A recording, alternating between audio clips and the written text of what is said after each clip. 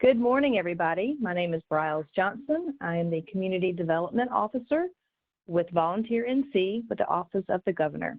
We are so excited to have you here today for our webinar presentation as part of our series, Understanding State Grants from Writing a Successful Application to Closing Out Your Award. So just a few housekeeping before we get started. During the presentation, if you have a question for our presenter, Eric Miller, I would like for you to either raise your hand and I can unmute you, or please write the question in the chat box and I will ask Eric the question. So with that being said, I'm very, very excited to introduce Eric Miller and give you a short bio on him. So Eric Miller is the Preparedness Grants Branch Manager at NCEM Emergency Management. And as the state's grant manager, Eric and his staff oversee $94 million in state and federal preparedness grants. Most familiar at the state level is the VOAD, or Voluntary Organizations Active in Disasters Grant Program, which has been ongoing since 2017. The VOAD grant will be referenced in today's presentation. Prior to Eric joining NC Emergency Management, he ran a special unit of New York State government managing the northernmost economic development district in the Appalachian region, Southern Tier East RPD.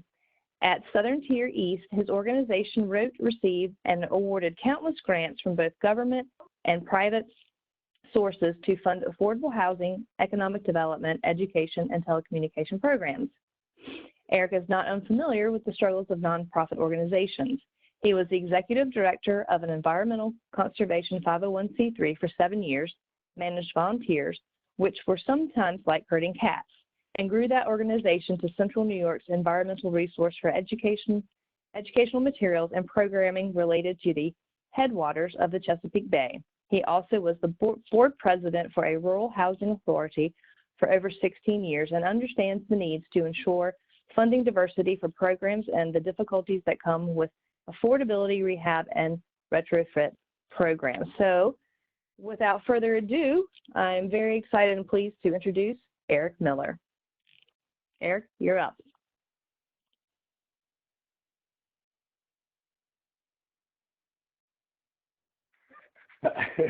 Hopefully my mic is unmuted now.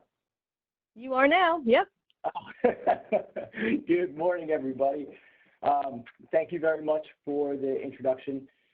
Today we're going to take a look at state grants, and particularly a recovery grant program administered here by Emergency Management called the VOAD grant. Before we delve into that application, there's a few points, few items that I kind of want to go through. We're going to run over funding types, pre-application, the application process, awards, reporting, and closeout. But really, we're going to emphasize and stick to the components in an application. It's the most critical components that you're going to be putting together. So let's talk a little bit about funding types. Now, where's your nonprofit, get its funding? So funding primarily comes into two different pots. It's going to be a private pot of funding or a public pot. On the public side, you have your local, your state, your federal government grants. And on the private side, that's where you really have the lion's share of what keeps your nonprofit afloat. And that private side, you're looking primarily at about $286 billion given back in 2017, just related to individual giving. And that comes from Charity Navigator. I'm not just making up these numbers, someone else probably did. But I'm not guilty of that. Another source of funding, primary source of funding for nonprofits is membership dollars, membership fees. So besides the revenue from membership also assists the nonprofit in building a sense of ownership from its members. And that sense of ownership, also leads to other charitable giving to that organization. Crowdfunding is probably the most popular alternative revenue sources today for nonprofits. And it's one of the best ways to reach supporters from outside of your general geographic area, but really across the globe. It easily dovetails with social media campaigns and simplifying your online giving for donors. And that crowdfunding, most familiar is going to be your GoFundMe. And there's other platforms out there, Salsa, Classy, all different types of crowdfunding softwares, platforms that are available. Foundations are the second largest source of funding for a nonprofit. Roughly $66 billion in 2017 was garnered through foundation giving. And foundations, they have their own nuances in foundation applications and foundation granting, but they come in 2 different flavors. You have family foundations, and that would be like your Bill and Melinda Gates Foundation.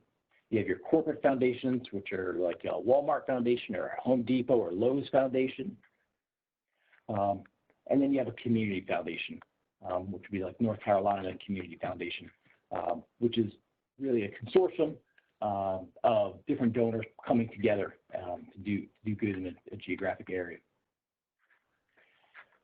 Other funding sources for your nonprofit: earned income. That's sale of products, services. It's you guys getting your revenue by renting out space or offering classes or selling a product that's unique to your nonprofit, to your cause. Then there's corporate sponsorships. That's when businesses are going to be offering matching donations as part of a fundraiser, or they're making in-kind donations in lieu of money. They're giving you supplies or materials, and it's pretty common in the world of nonprofits. And finally, where's your funding going to come from? Planned giving. And let me go back there, I apologize. And planned giving, that's really going to be what someone's going to leave to you in your will. I think that kind of sums it up.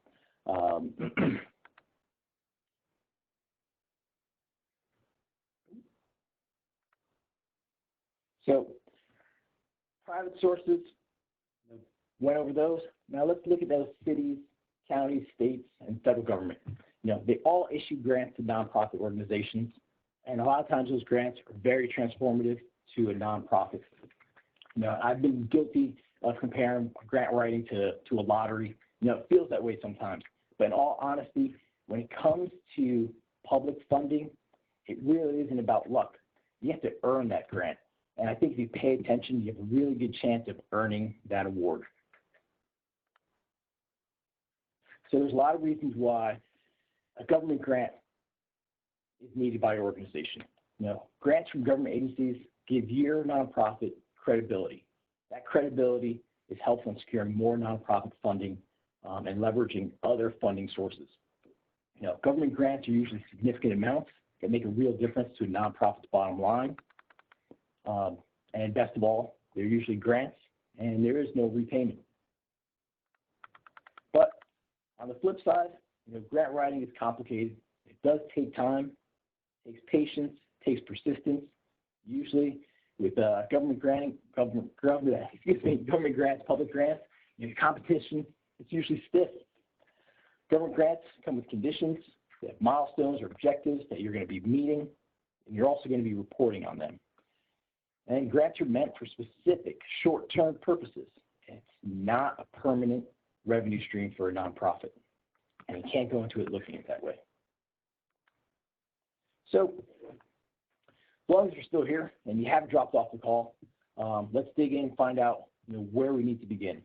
So, looking at funding availability and at NOFO, a few different sources. When you're looking for federal grants, you have federal directories, you have state directories. Let's take a look right now at federal opportunities. Grants.gov is an amazing clearinghouse for federal open grants, as well as closed grant offerings. It's searchable. If you've never seen it before, type in grants.gov.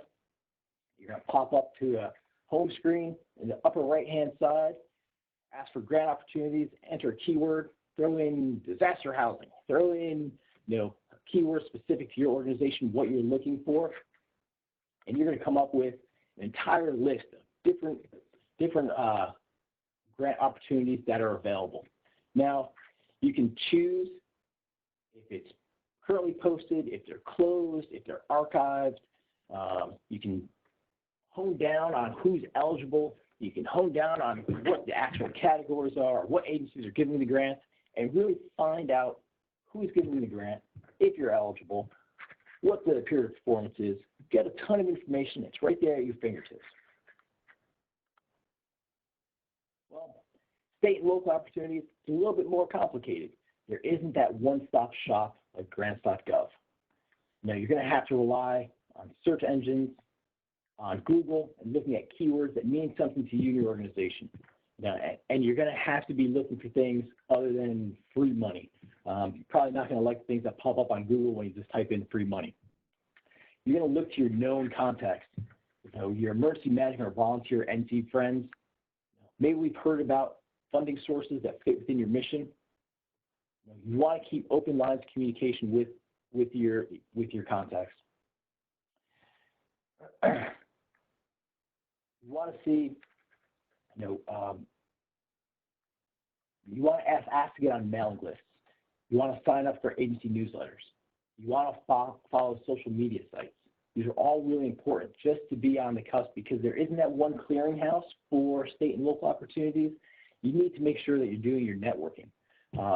And you want to make sure that you network with your peers, because that's really, you want to find out what's working for them.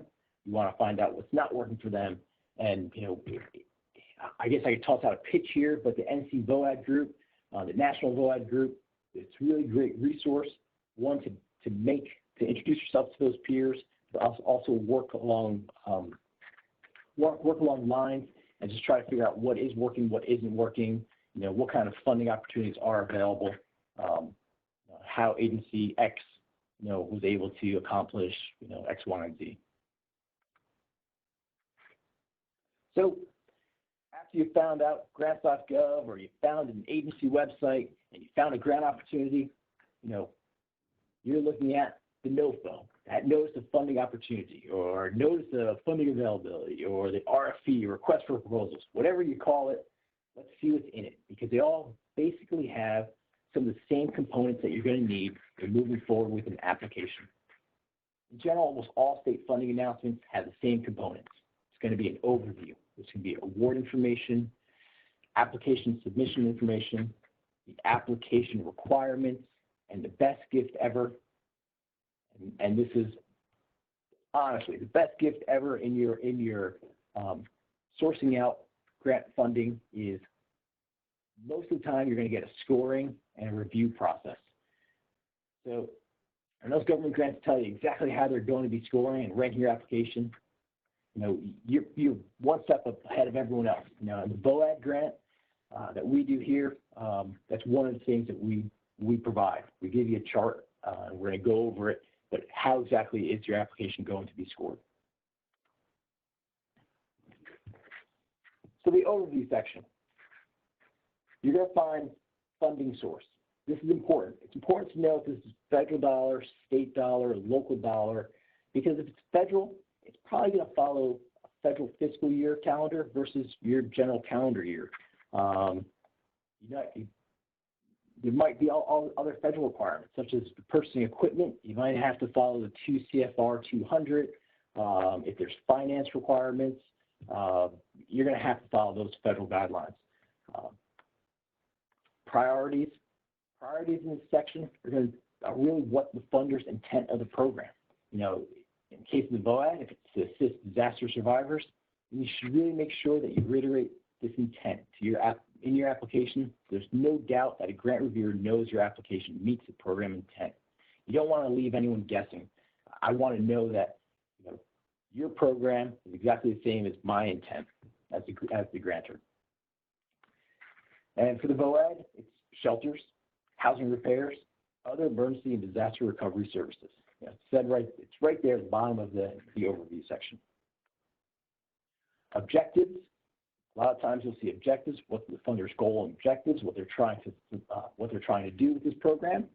And then you have performance metrics. You'll many times see things such as % increase in disaster survivors served. Well, if you know the funder or grantor is looking for this, and you see this in the overview section, make sure that do you acknowledge that sooner or later you're going to have to report on that metric because you're going to be asked for it. Second piece of information that you're going to find in almost every government grant is going to be award information. Usually we'll see total available for the program or the maximum amount that can be awarded. For the VOAD program in fiscal year 20, there was $1 million that was available, and the maximum individual award was $200,000. You also find grant project period of performance. It's the start and end date of when your program can start, when funding begins, and when funding ends. You should also be able to find the type of funding instrument that you're looking at. Is this an allocation where there's a set amount? Is it a formula based on population? Or is it a basic competitive grant? You'll see grant application deadlines. When is this due? In the case of the VOAD grant, Monday, January 13th, 2020 by 2:00 p.m. You also see eligibility. Who's an eligible applicant? And is there other specific eligibility criteria? In our case, eligibility is you have to be a 501c3 nonprofit. You have to provide direct services to disaster survivors in North Carolina, including, but not limited to, VOAD, National VOAD, North Carolina VOAD members. And then also keep reading in the eligibility because a lot of times you also see specific eligibility criteria.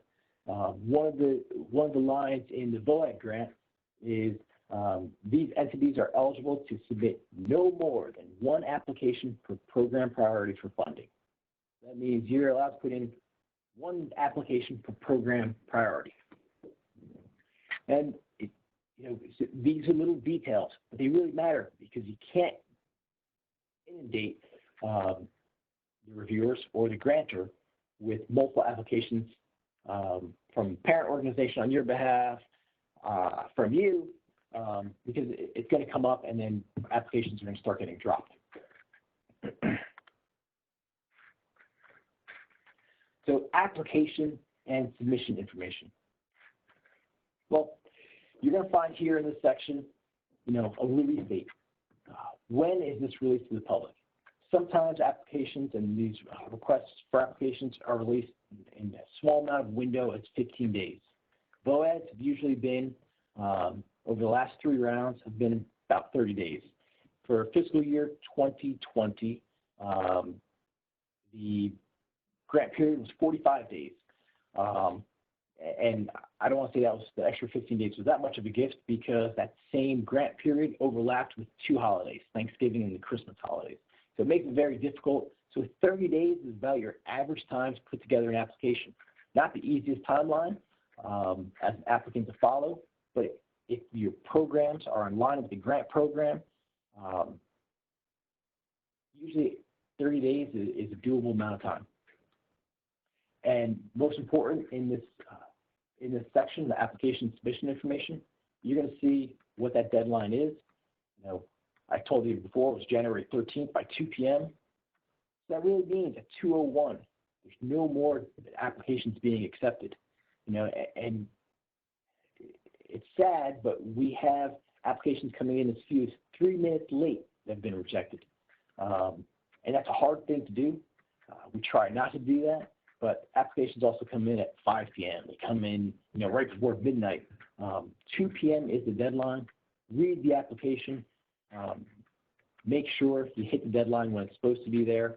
And then know that, that 2 p.m., it's not just a randomly chosen time just to cause you grief. In most cases, it has to do with what the next step is in the grant process. A lot of times, the receiving entity has to report back to a parent committee. They have to provide a tally for an end-of-day briefing. You'll rarely see an application due Friday at 5 p.m. because everyone knows no one's going to be looking at it after 5 p.m. on Friday. So in cases like that, if a report's due on Monday, it's probably going to be midday Monday that they're going to look, or however much time we're going to need to put together and tally all the applications that came in on that Monday or that next work day in order to do the minimum amount of reporting and cause you guys the least amount of grief. and anticipated award dates. Sometimes you'll get a no later than January. In the VOAD notification, we said notification of awards will be sent in January 2020. So you have a rough idea of when you're going to get an award. That's not always the case, but it helps you out, when to start marking your calendar of, hey, should I contact the grantor and follow up and find out, was an application submitted? Was it reviewed favorably? Is my application rejected? But it gives you at least a mark to put on your calendar, say, hey, I should be checking in or hearing something soon. And then format. How to submit how to submit your application, but maybe more than just submitting the application, maybe there's some additional details. We specifically say we want your application single-spaced.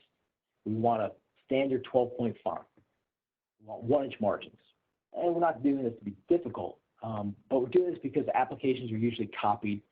They're copied multiple times and distributed to a bunch of different parties. It's not just grant reviewers that are going to see these things. A lot of times, individual pages like budgets are pulled out for fiscal operations. Sometimes it's the narrative is going to be pulled out, or timelines are going to be pulled out for specific reports.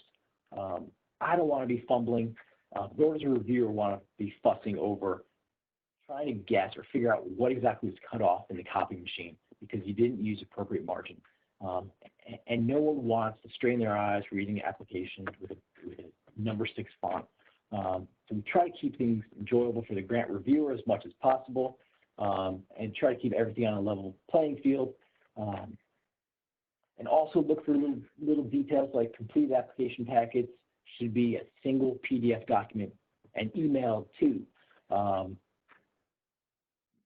That makes our life a lot easier. If we need to break out a PDF, we can do that. But if we have to compile things, the more we have to compile and touch your application, the more likely, more fingers touching it, more likely there's going to be an error. So we want your finished product in one single product.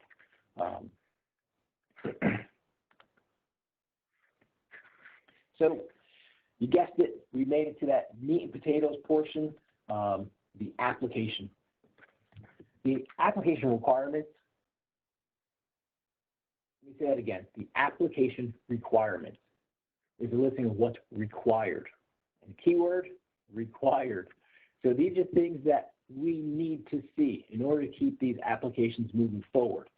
It's not, maybe we want to see them, we'd like to see them. No, these are required. So someone is checking to make sure everything that we're asking for is going to be in an application. First thing we say in the VOAD application is a funding priority. It must serve at least one of the following. So make sure you're talking about serving one of these items. Is it shelters, is it housing repairs, is it other emergency or disaster recovery services? Make sure it's clear. Make sure we know that you're hitting a priority. Then we roll into the application contents. And I'll flip back quickly, but your contents, at least in our case, but most cases you're going to see for government grants, we're going to be looking for that statement. What's the problem? The narrative, your program goals, your timeline for achieving those goals, the program budget, and how are you going to sustain this program, or what's the organization's ability to carry this program. So problem statement. The screen shows what we're asking for in the VOAD RFP. It's a concise overview. We give you 300 words. You're stating the issue that you're trying to address with your project. You're providing limited detail on why it's an unmet need of the community, and you're letting the reviewer know if there are other organizations working on the same issue or complementary components of the issue.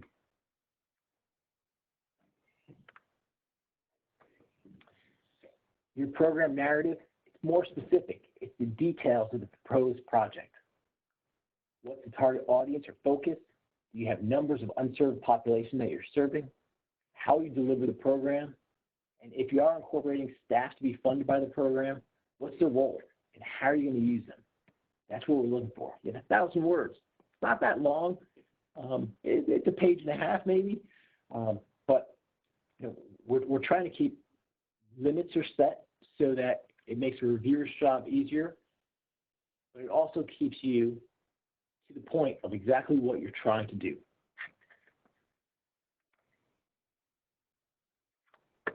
Next section is the goals. These are the goals, objectives, and performance measures. We ask for at least 2 to 3 goals, and with objectives and how you're going to measure those goals. So a good example would be we're going to get 24 homeowners back into their homes by repairing 8 homes per year, measured by the issuance of a certificate of occupancy. Okay, is that a SMART goal? If you're familiar with that, that's simple, measurable, achievable, realistic, and timely. We want to make sure that goals are going to be achievable, that they make sense, that they fall in line with the problem statement, that they fall in line with your program narrative. We want to see at these things that there is that nexus, that there's continuity. We also ask in this section for your plan for collecting data. What method or is there software that you're going to use to ensure that you're collecting data and hitting those goals? So if you use a tracking software, share it with us. Let us know. If it's a survey before and after, let us know so that we know what to ask for later on when we're doing programmatic reviews. And then a timeline. We're not that specific here. Most guidance we give you is limit to 200 words. So we know the period of performance on our grants for 3 years. We know that reporting is required, and it's quarterly. So probably the cleanest approach to providing a timeline is to breaking it down quarterly.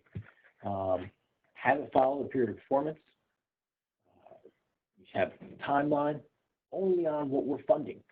We don't need to know the timeline on things that we are funding. We just need to know what's relative to this grant, to this program. And this timeline, this is important because grant managers, we use this to assess your program, for your reimbursements, for your installment requests.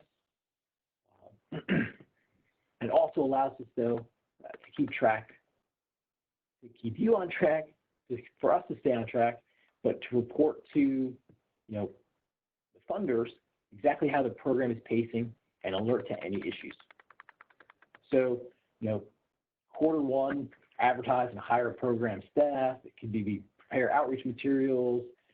Quarter 2, do outreach activity, refer 20 individuals, repair 3 structures. We're not asking for a lot of detail, but essentially it should be, these are really what we're going to be doing, and these should be somewhat related to or aligning with your goals.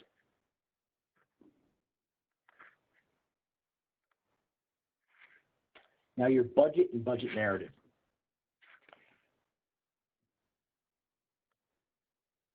We tell you exactly what program categories we're going to fund. We're going to fund your personnel. That's your staff.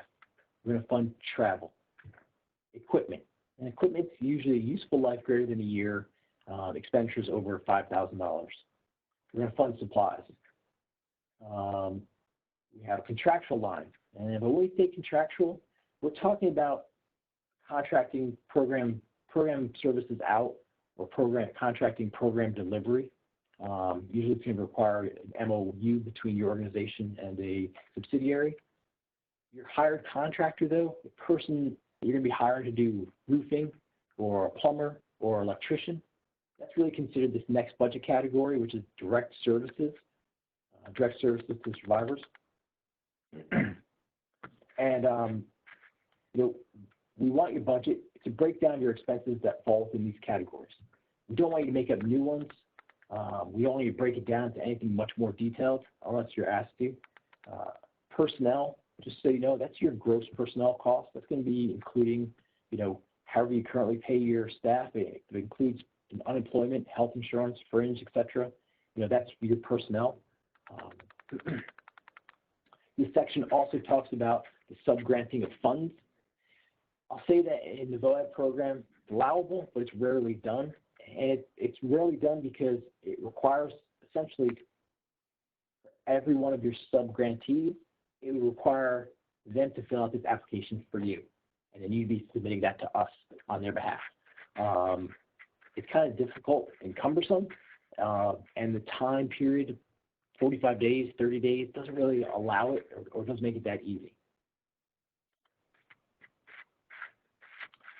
Organizational capacity. So this is where, again, you have limit 300 words. It's a short overview of your organization's ability to carry out the program. Have you done similar work before? Are you a proven leader? Can you collaborate? Are you a mechanism for change in your defined area? If this is such an important program, can you do this in a more limited capacity if we didn't fund you? We want to know these things. We want to make sure that, we have a good understanding of what you're doing, what your niche is, how you fit in, if you're competing against or collaborating with, like partners. And then there's, I'll say, the dreaded component, which is the additional required information. You might ask why, why are we looking for 501c3 certifications or overdue tax debt certifications, board of director rosters, non-discrimination policies? Well, a lot of this comes from the funding source. Some has to do with state or federal policies. Others have to do just simply with transparency. It's all still required information, and that's the key word. It's required. So, went through the application. You fill out your application. Well, guess what? Now it's time to submit it. You're going to get it in by 2 p.m. You're going to email it to you as a single PDF to the address that's provided in the RFP. So, you're told what's required in each section. Now we're telling you on each of those sections what they're worth. We told you to give a statement of problem. We told you to give a project narrative with a description and implementation plan. Here's the points that you're able to get just by following those instructions. This is the best thing really about writing a government grant. There's lots of rules. It's prescriptive. Sometimes creativity is stifled, but everyone has the tools to have a decent idea of where their project should fall in the grand scheme of things. If you're asked for 2 goals and you only gave 1, well, you're probably not going to get the full 10 points. And likewise, if you gave us a budget but no budget narrative, you're at a loss compared to an applicant that follows directions. So keep that in mind. We tell you these things for a reason. We tell you exactly what we want in each one of these elements. So make sure you read what we're looking for. Make sure you answer each and every one of the questions, because it's going to come back when these things hit the reviewers. Sent that application in, like I said, it came to the correct email address, received on time. Well, first person that's going to see this thing, it's going to be run through by administrative staff. There's 18 required pieces to a complete application. They're listed in the RFP, and then they're listed again in a section titled Application Documentation and Attachments. We give it to you twice, exactly what we want and when we want it by. I think a lot of things in there even 3 times. So it's pretty important, and we usually say required before. But it's a first checklist, and I say it's run through by administrative staff. They're looking at pulling together complete applications. If it's deemed complete on that first pass, it's put into a file for reviewers. Any complete applications, they get flagged, and now they get checked by a second person. And at that time, it's usually a grant manager, someone a little bit more familiar with the program, and they have to deem the application incomplete before it gets rejected. So in general, for all of our applications and all of our grant programs, about 1/3 of all applications come in incomplete, and they don't even get to the review stage. And there really is no reason for it. So once you get past that first stage, review packets are generated. So it's going to be the grant announcement, it's going to be your complete application, And then it's going to be a scoring sheet for reviewers. And this is, a sample of a previous year's scoring sheet that I've pulled up. And this is what every grant reviewer is going to be taking a look at. And our reviewers, they're volunteers. They have experience in the field. They have administered similar programs. They review grant packets over a period, and they report back on the strengths and weaknesses identified in your application. They're putting their notes in, hey, the gap is addressed. There's other funding that this entity indicated that they're using to strengthen the program or leverage the VOAD grant. And so they're running down each one of these essential elements. And essentially, if you take a look at what everyone's looking for, it's exactly what's been in the RFP and with what we've been asking for. So reviewers, they're volunteers. They get complete applications. They have a job to do. They read these applications. They jot down their strengths and weaknesses. Then they come together, and then they assign scores as a group. That way, there's a back and forth. Everyone's talking about the application as a whole, and they collaborate to come up with scoring. Your reviewers, they want concise answers to the questions. They want those answers in the same order that they were laid out. When a reviewer has a pile of 24 grant applications to review, and they have to go looking around, they shouldn't have to look at the cover page for your program narrative. Your program narrative should be under a heading called Program Narrative, and it should be down to, your 1,000 words. Your budget, your goals, your program narrative, it should make sense. It should be logical. They should relate to one another. As a grant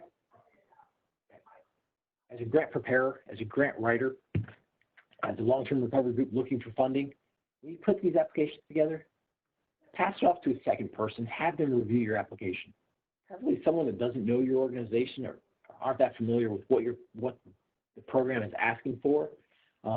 I know when I was writing grants, I always used my wife. I can't do that anymore. She doesn't like doing it. She thinks the grants are a little bit too long. But I've always been able to use a second person that was just a little, one step away from what exactly I'm trying to do, so they can read it and say, does it make sense? A lot of times we use acronyms that maybe a grant reviewer isn't familiar with. And a lot of times, we get so involved in our work that we start jumbling up exactly what we want to do because we do so much.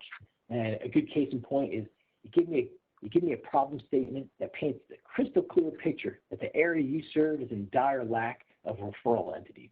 And then you lay out a program, just to meet that need, But when I get to your timeline shows 4 housing rehabs per year. And then I get to your goals section, you talk about rehabbing 30 houses over the period of performance. Now, those are both great, and they're both more than likely needed, but it's not what you just told me in your program narrative. You said you were providing referral services, and then I get a budget for office and 3 new staff. So make sure that everything flows, that everything is related. So you get through, I'll kick you back, I apologize for, once we have our scores, we rank every application, they're scored, that gets sent up to the director, and, award letters are generated. And then we reach back out, as we said in the RFP, before the end of January, sometimes it's January 28th, but before the end of January, we send out those award letters, and we send those out to the same email addresses that we received those applications in on.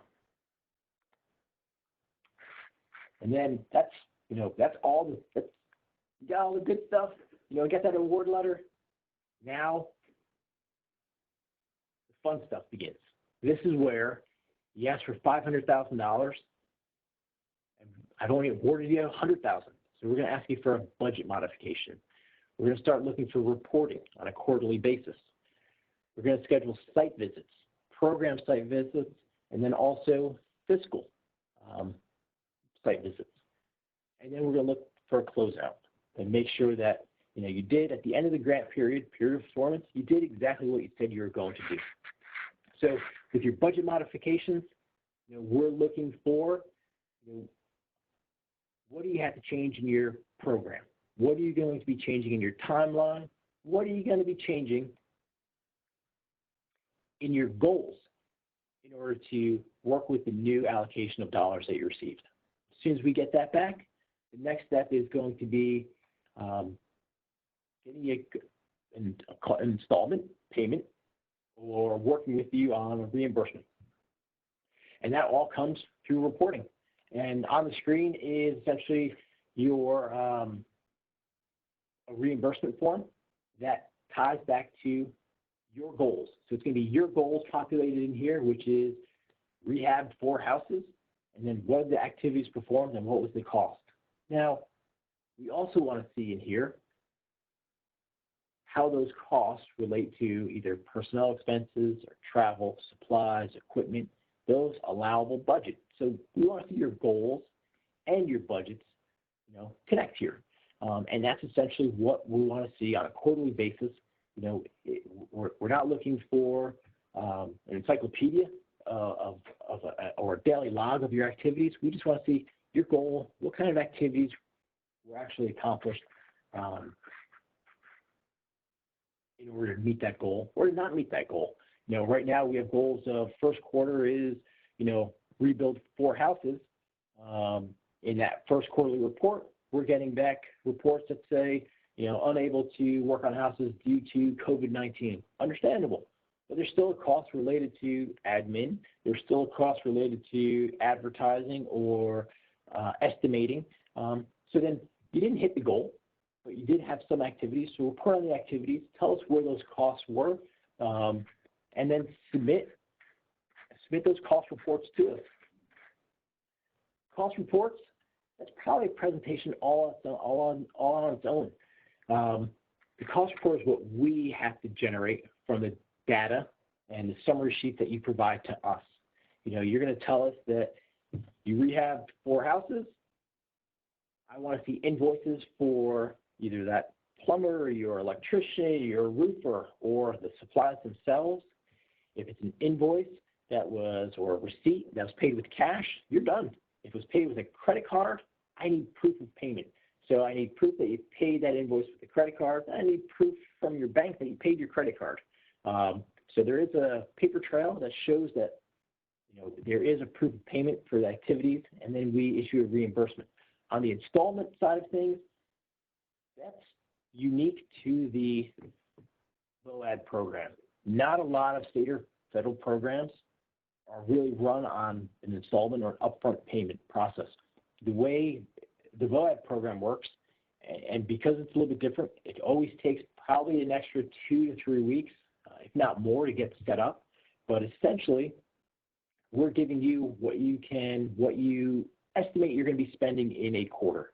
So if you say you can spend $10,000 in the first quarter, and you tell us you're going to be doing advertising, getting ready to hire somebody, and speccing out, 15 jobs, we're going to upfront the money, and then we're going to wait for you to give us a summary sheet, your invoices, and proof of payment, so that we can then put together a cost report, get those zeroed out, and then give you the next installment.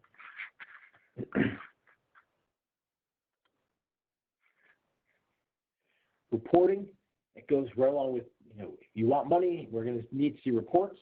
At a minimum, you have annual due dates for each of your quarters. Your quarter that ends in December, you have 2 weeks after that to give us a quarterly report. Essentially, you're going to report your goal, the activities that you did, and the costs associated with them. So you have January 15th, April 15th, July 15th, October 15th. And, if your program's going to run 3 years, you're going to be giving us 12 quarterly reports. And then really the whole cost report and the whole financial side of things on our end, it could probably be its own presentation. It's something that we normally do on an on-site visit right when a grant is awarded. I think this year's been a little different for our VOADs, but for the most part, we're doing pretty good on those. But if it's something that you're interested in, we would love to put a presentation together for you. And I think we're going to be reaching back out to all of our VOAD awardees and just going over that again, just because there's always issues with proof of payment and making sure that it's logical and makes sense and it coincides with what you said you're going to do in your grant. At this stage now, are there any questions? Has anything come through? Is there something that I need to clarify regarding the VOAD program or just state programs in general? Hey, Eric, so we have a question that has come through, and it is from Jackie, and it says, do I have to be a member of NC VOAD to apply for this VOAD grant? So on the VOAD eligibility, you have to be a 501c3 or exempt from 501c3 status, and you have to be a volunteer organization or volunteer agency working with volunteers. So no, you don't have to be part of NC VOAD. You don't have to be part of the national VOAD in order to receive the VOAD grant. You just have to be working with volunteers. Great, thank you. Any other questions? Feel free to type a question in the chat section, or if you want to raise your hand, I can unmute you to ask Eric a question directly.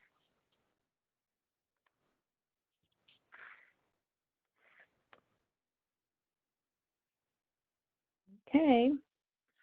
Bryles, did I put everyone to sleep? No, not at all. Okay, I do have a question that just came in on the chat function. If an invoice is paid by check, does the entire statement need to be included, or is a single page enough? Nope. If it's paid by check, we just need a canceled check. So if the back of the check is stamped canceled, we need to see that. That's the only thing. Usually our grant managers will work with you on that. We don't need to see the 40 pages of bank statements, but just showing us canceled check, it would suffice. Great. Okay, and then let's see, are you going to distribute copies of the presentation? I'll leave that up to you if that would be helpful. It's okay with me if you don't mind sharing. No, I don't now, mind another sharing, question. so I'll get that to you. Great, and another question just came through. It says, same question for a credit card charge. So credit cards, I get picked on. It's like the lady that swallowed the fly. So you purchase something from Home Depot, pay for it with your credit card. You have your receipt. Great. Now wait 30 days, I need your credit card statement. Then I need proof that you paid your credit card statement with that check. Then, so that check proof payment is essentially that bank statement or some way to show me that check has been canceled and applied to that credit card. So, you have your receipt, you have your credit card statement, and then you have a bank, canceled check showing that you paid that credit card. So it's a little cumbersome, but it's the only way for us to really show proof of payment.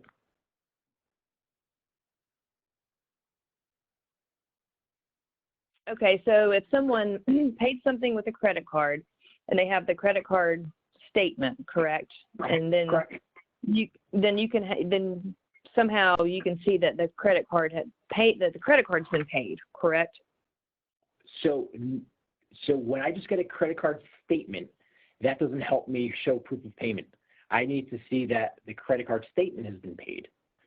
So I'm going to need a bank statement, something from a bank showing that you paid that bill. If that makes sense. Yes. Okay, so here's another question from Paul. Let's see here. Let's see.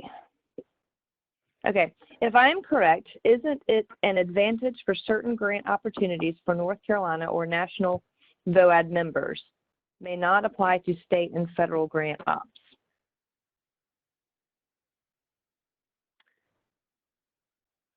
Can you please repeat that? I apologize. Yep. It's more of a statement, but it says, if I'm correct, isn't it an advantage for certain grant opportunities for North Carolina or national VOAD members may not apply to state and federal grant opportunities? I'm not sure. Paul, if you want to raise your hand, maybe I can unmute you and you can ask directly. So in the meantime, I've got another question that just came in. So a single page, let's see, so a single page from the bank statement to show credit card paid. Yep. That would work. Okay. Okay, great. Let me see if I can unmute Paul here.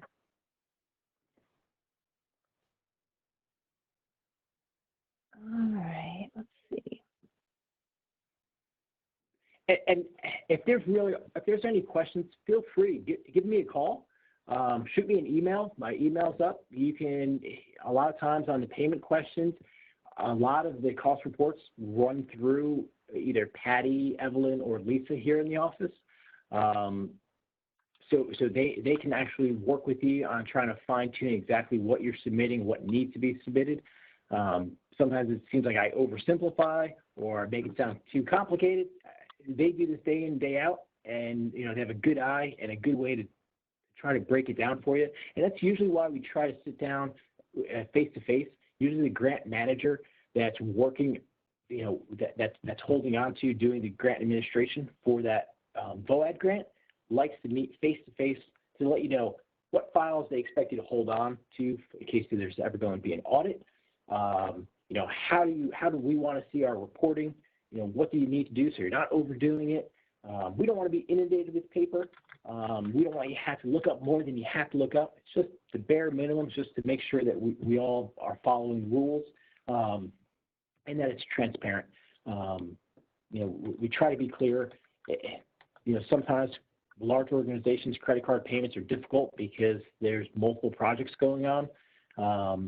Small organizations, I was always able to get, when I had my nonprofit, the way I ended up doing it was if I had a project, I would get a specific credit card for that project or for that grant and run it that way. I know Home Depot, you can bill things towards jobs, or like a Lowe's, you can bill things, to a job. Sometimes that makes it a little bit easier to manage, how you're doing your budgeting and financing, and it makes life a little bit easier.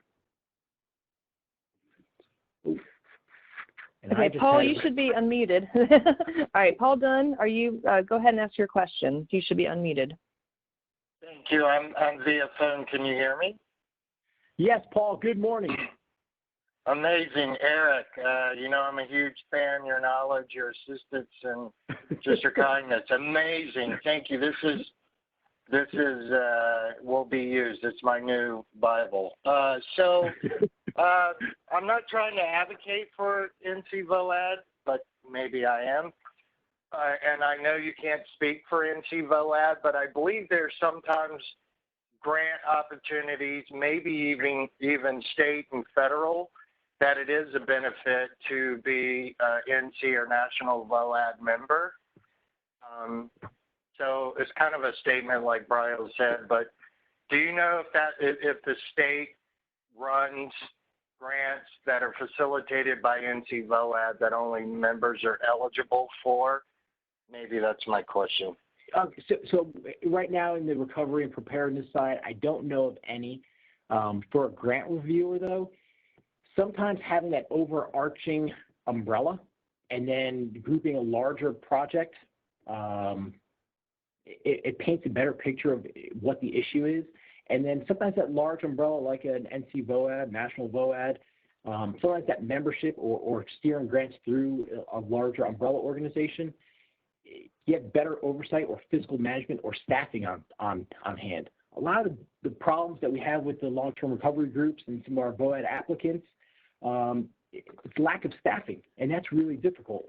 So when we're looking at budgets and programs, we know that it takes money in order to run a program. We know that it takes people to run a program, and we're not adverse to paying people to run a program. But it's hard when we have programs that come and say, hey, all we need is materials because we're going to be able to do 40 houses. And then someone else comes through and say, oh, I need same cost per house, but I'll do 20 houses and, I have to hire 2 staff.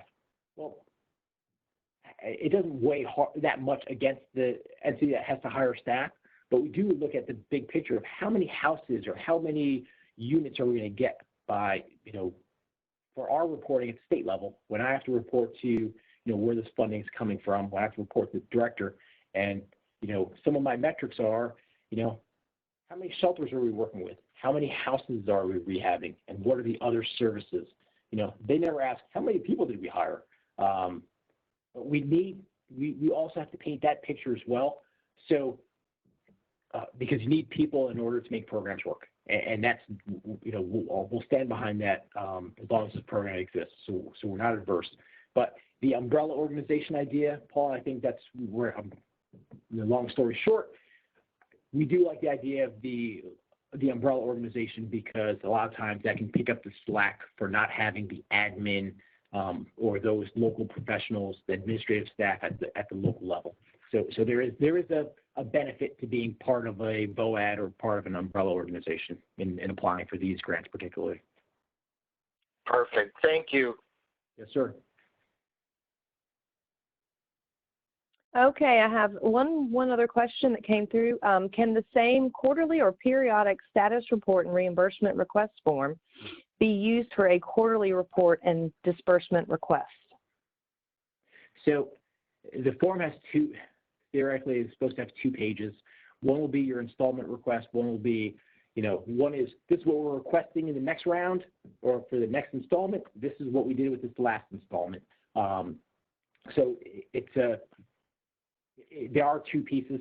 So no, the short answer, no. You do need, what do you plan on doing with this next installment of funds, and what have you done with the last installment of funds?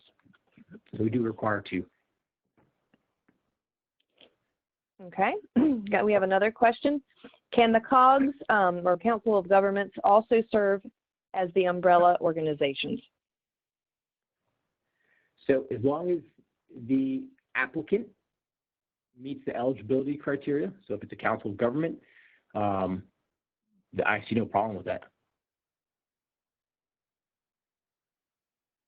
Okay. Any other questions as we start to wrap up the presentation? Great questions, by the way. Bryles, I want to thank you. I want to thank all the attendees for sitting through this. It helps me out when everyone's more familiar with the programs that we administer. I don't see the VOAD program going away anytime soon. Disasters will continue. And your resources, your efforts are greatly needed in the state. It's getting funding out to our long-term recovery groups that make things happen and makes recovery possible for a lot of the individuals and residents in North Carolina. So thank you. Absolutely. Thank you so much for your time today and this excellent presentation. To the attendees, we will have this recording available in a few days, and we'll also be able to have the presentation for you as well. So with that, a big thank you to Eric. Yay, I'm clapping. Yay. Eric, thank you so very much. And with that, we will conclude this presentation. Ralph, thank you very much. Thank you, everybody. Absolutely. Have a great day, everyone. Stay safe. All right. Bye, everybody.